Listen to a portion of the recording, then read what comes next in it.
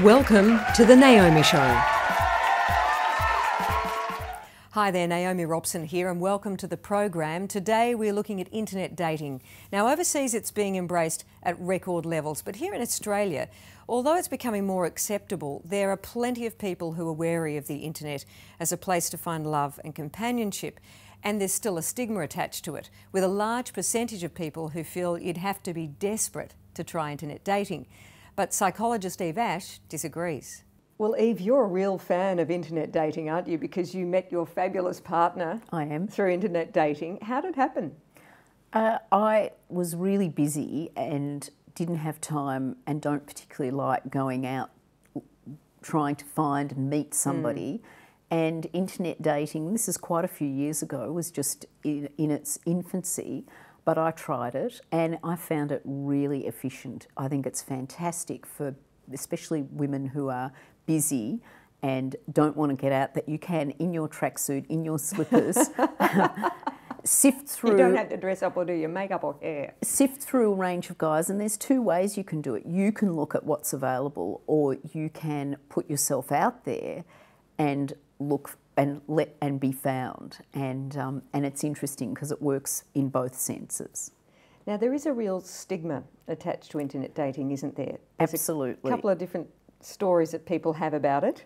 They have a mindset, and a lot of people have said it to me, and the two things that are really detractors are, one is I'm going to get hooked up with an axe murderer, yes. and the other one is a thing of you've got to be desperate. And yet, I don't think that's the case. From what I've heard, and it was really funny because I was talking to a friend of mine who's a well-known actor, and he said to me, look, I've got this friend of mine who's doing internet dating, and he's always got all these gorgeous women on his arm, and they're all from all these internet dates. And he said, I reckon I might try it. Well, there's an art to it because there's obviously thousands and millions of people doing it. And it's really about writing a good profile for yourself and also having criteria so that you're not going out and meeting the wrong people. And it's just as in a job interview, you know, there are people who do great selection and there's also people who do really poor selection and continually pick the wrong person for the job. So how do you narrow it down in these questionnaires? How does it all work? Well, I had a system where I had A and B type guys. A would be high, seemingly high prospect, and B would be possible.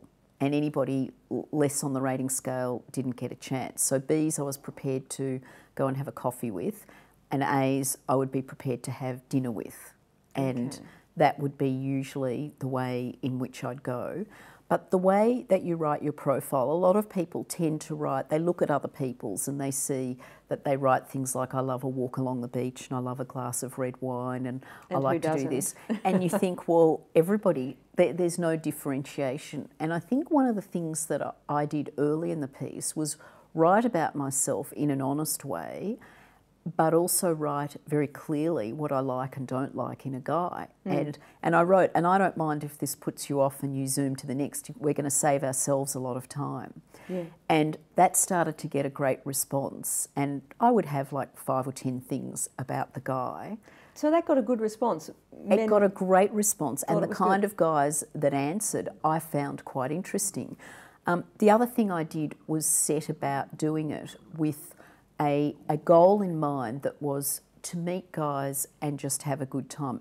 So I think if you go in with a lower expectation of you just want to get out there, you want to meet people, you want to have a good time, that really is easily achievable because you will meet a lot of guys. And just because you meet them doesn't mean you have to sleep with them. No. And you can say early in the meeting with them, look, I don't think this is going to go further than this meeting, but I'm enjoying, let's talk and whatever.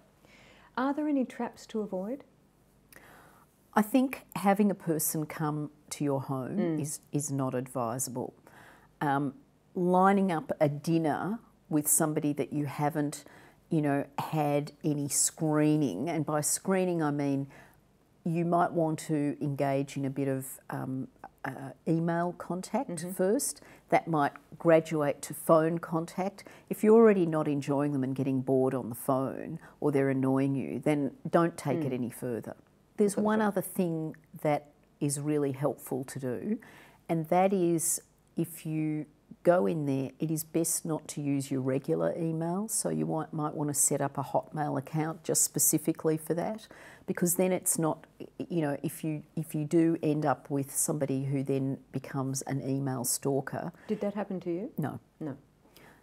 You can then cut that email address, and it's only for that purpose. It's also not a good idea to have these emails coming into your work.